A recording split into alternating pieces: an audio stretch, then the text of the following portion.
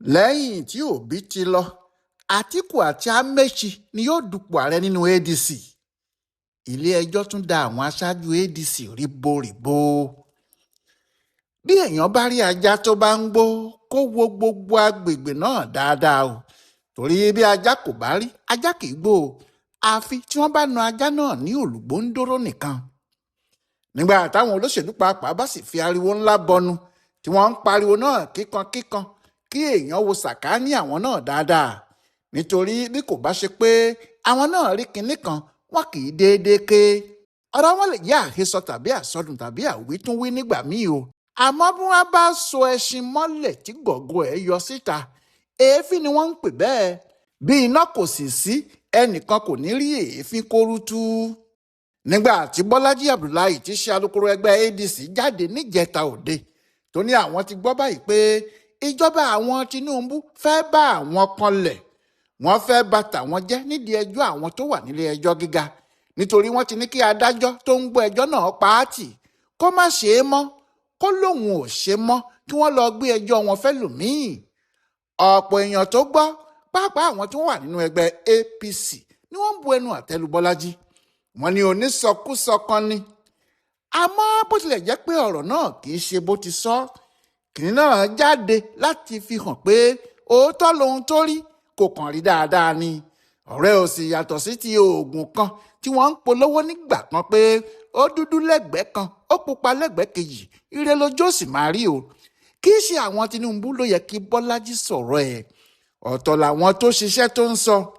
Bẹ́ẹ̀ ni kì í ṣe adájọ́ Emeka Nwite ni kò fẹ́ gbọ́ ẹjọ́ wọn mọ́ o.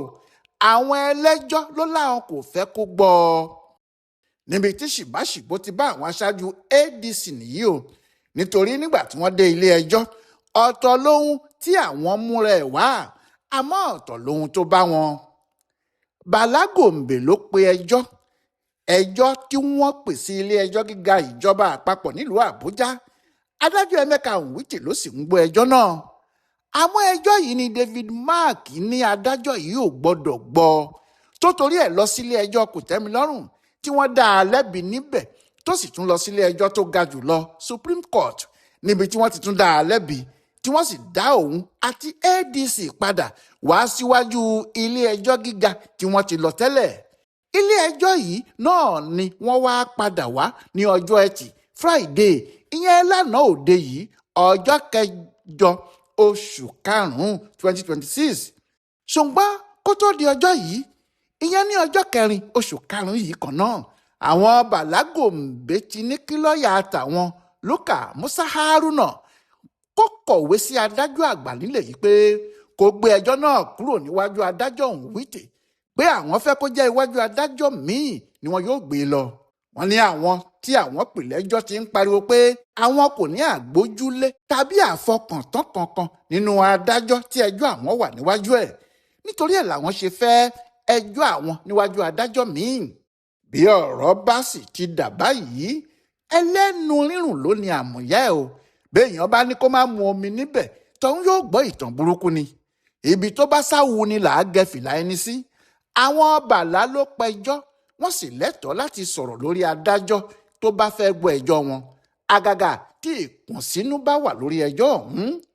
Ohun tó jẹ́ kí wọ́n ti sọ fún lọ́ọ̀yà wọn kó kọ̀wé sádájú àgbà nìyẹn. Ohun tí Abdullahi gbọ́ rèé tó fi ní àwọn Tinubu ni wọ́n fẹ́ bà tàwọn jẹ́, láì mọ̀ pé àwọn tí wọ́n ń bá wọn fà á náà ni wọn ò padà lẹ́yìn wọn. Nítorí nígbà tí wọ́n dé ilé ẹjọ́ lóòótọ́, tí lọ́ọ̀yà àwọn rojọ́ lọ bí ilẹ̀ bí ẹni lórí ọ̀rọ̀ yìí, tó ní kí wọ́n gbé ẹjọ́ náà kúrò ló dáa. Tí lọ́ọ̀yà àwọn David Mark bẹ̀rẹ̀ sí fapá jánu, tó tutọ́ sókè tó fojú gbà á pé kò sóhun tó jọ bẹ́ẹ̀, adájọ́ yìí ni kó máa gbọ́ ẹjọ́ náà lọ. Ọ̀rọ̀ ti gbọ́n mi sí omi òtó ní kóòtù o. Ohun tó sì ń ya àwọn èèyàn lẹ́nu ni pé àwọn aṣáájú ADC yìí, pàápàá David Mark, ni wọ́n ti kọ́ sọ pé àwọn ò fẹ́ adájọ́ Nwite, pé àwọn kò tilẹ̀ fẹ́ kó jẹ́ òun ni yóò gbọ́ ẹjọ́ àwọn. Àfi bó ṣe tún wá jẹ́ pé àwọn gan-an ni wọ́n ń jà lásìkò yìí fitafita pé àwọn kò fẹ́ adájọ́ míì. Ẹni tí àwọn fẹ́ gan-an nìyẹn. Ọ̀rọ̀ náà lè débi pé adájọ́ pàápàá kò mọ èyí tí yóò tètè ṣe. Ọba rán ni níṣẹ́, odò ọba kún, bá a bá jíṣẹ́ ọba lè pani, béèyàn sì bẹ́ lu odò lè gbé ni lọ bẹ́ẹ̀ lọ́ba kò sí lẹ́bàá odò ọba tí yóò gbani.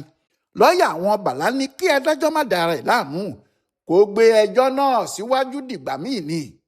nígbẹ̀yìn adájọ́ ọ̀hún wíjẹ ní àfi kí òun sún ọ̀rọ̀ yìí síwájú lóòótọ́ gẹ́gẹ́ bí lọ́ọ̀yà àwọn bàlá Gombe ti ń wí, torí lọ́ọ̀yà náà ti ní kí àwọn dúró de èsì láti ọ̀dọ̀ adájọ́ àgbà tí àwọn kọ́kọ́ kọ lẹ́tà sí tẹ́lẹ̀tẹ́lẹ̀ kí àwọn tó mọ ibi tí àwọn yóò dojú ọ̀rọ̀ náà kọ.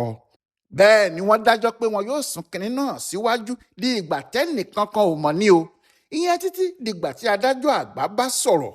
èyí ni pé àwọn aṣáájú ADC kò yàtọ̀ sáwọn ọkùnrin kan tí wọ́n ti mọ́ inú yàrá tó ṣókùnkùn tí wọ́n wá ní kí wọ́n máa wá bí wọn yóò ti jáde, tí wọ́n bẹ̀rẹ̀ sí tààrà láì mọ̀nà ibi tí ilẹ̀kùn wà. àti jáde wàhálà ni o. ìdí ni pé kò sí ẹni tó lè sọ pé òun mọ ibi tí ọ̀rọ̀ àwọn ADC yóò já sí. kò sí ẹni tó lè sọ pé òun mọ irú ẹjọ́ tí wọn yóò dá fún wọn àti ìgbà tí wọn yóò dá ẹjọ́ náà gan-an. ìṣòro sì ni fún wọn láti máa ṣe ẹgbẹ́ ọ̀hún lọ, torí bí ẹni tó wọ mọ́tò tí ò mọ gáréèjì tí mọ́tò ń lọ ni. Bàlá Gombe ti sọ̀rọ̀ pé gbogbo ìpolówó àti ariwo tí àwọn Bọ́lájí Abdullahi ń pa pé kí àwọn èèyàn wá ra fọ́ọ̀mù àwọn tí ń ta fọ́ọ̀mù pé kí wọ́n sinmi ẹ̀kíá o. ó ní kí wọ́n má ta fọ́ọ̀mù kankan fẹ́nìkan o, nítorí bí ẹni tó ń lu àwọn èèyàn ní jìbìtì ni o. Bàlá yìí kìlọ̀ fún àwọn tí wọ́n bá fẹ́ ra fọ́ọ̀mù ẹgbẹ́ ADC yìí pàápàá. ó ní èrò lajú ẹ o, kí wọ́n mọ ọkọ̀ tí wọ́n bá fẹ́ wọ̀, torí lẹ́yìn tí wọ́n bá ra fọ́ọ̀mù tí ọ̀rọ̀ bá padà já sí pàbó, àwọn fúnra wọn ni wọn yóò máa rán nǹkan wọn fúnra wọn o. ọkùnrin náà ṣàlàyé pé ohun tí òun ṣe ń sọ bẹ́ẹ̀ ni pé àwọn tí wọ́n ń ta fọ́ọ̀mù yẹn wọn kì í ṣe adarí tàbí ọmọ ẹgbẹ́ ADC o. àwọn ọgbà àrànmídẹlẹ́rù ajínigbó tó fẹ́ dọkọ ni. bẹ́ẹ̀ nìkan bá sì gbé orí ẹ̀ sílẹ̀ fáwọn fáríorò tí wọ́n bá fa tí wọ́n fọ̀dàkùn kó ti mọ̀ pé òun kò lè mú ẹnìkankan sí ju ara òun lọ.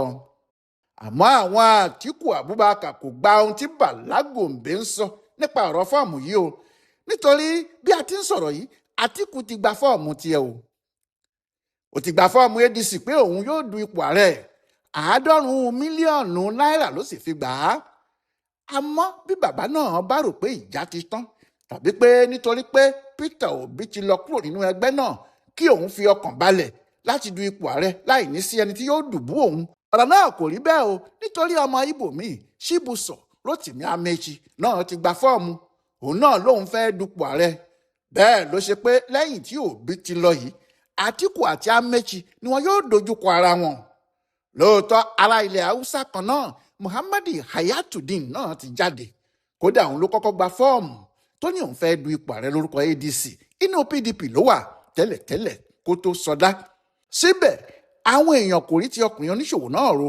wọ́n ní níbi tí ìjà wà sí gan ni láàrin Atiku àti Amaechi, pé àwọn méjèèjì ni wọn yóò jọ fà á, wọn yóò sì pín ìbò náà sí méjì ni, torí gbogbo àwọn tí wọ́n bá nígbàgbọ́ nínú Obi tẹ́lẹ̀ tí wọ́n sì wà nínú ADC, tàbí tí wọn kò fẹ́ kí ààrẹ wá láti apá ilẹ̀ Haúsá, Amaechi ni wọn yóò dìbò wọn fún níbi ìbò abẹ́lé tí wọ́n bá dì í.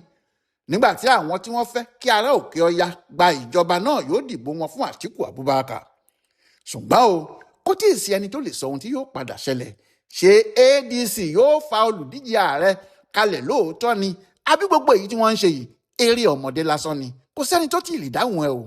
Ọláyíwọlá Alága ló ń ṣe àyẹ̀wò ohun tó ń lọ nínú ẹgbẹ́ òṣèlú ADC lọ́wọ́lọ́wọ́ báyìí, tó sì ń ṣe àkọsílẹ̀ fún ibùdó àgbáyé fún àṣà àti ìṣe Yorùbá World Center nínú ọgbà yunifásitì Ìbàdàn.